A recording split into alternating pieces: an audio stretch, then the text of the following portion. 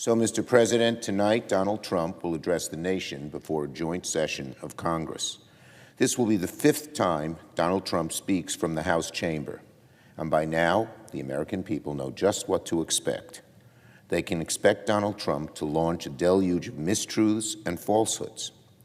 But tonight, we won't hear one peep from Donald Trump about his broken promise to bring inflation down on day one. We won't hear one syllable about how Donald Trump's policies are making inflation and the costs that average American families pay worse. So this morning, let's start here.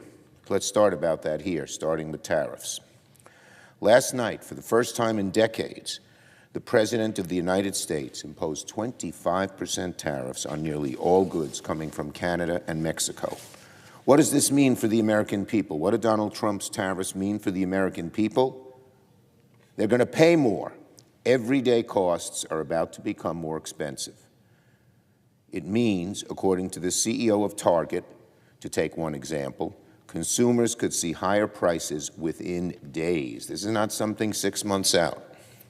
That includes everything: price of gas, produce, cars, cheese, dairy products, coffee, even chocolate. American farmers are going to will pay more for fertilizer, which means food prices go up.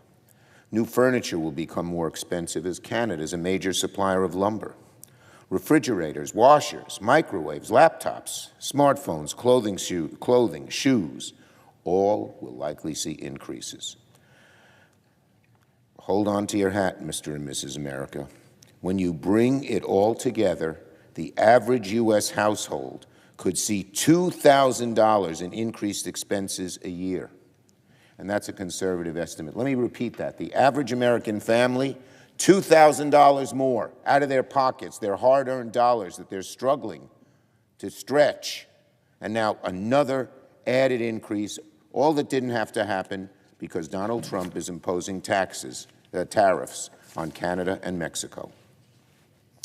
It's been clear that in the past, when applied intelligently, precisely, tariffs can be a useful tool against adversaries that engage in unfair trade practices that harm American workers. The tariffs against China years ago are one example of this. But the situation today is completely different. It makes no sense to start a trade war with America's closest trade partners because the casualty of that trade war will be consumers and American households. So let's get it straight. Donald Trump's tariffs are a tax on working Americans to the tune of $2,000 or more a year.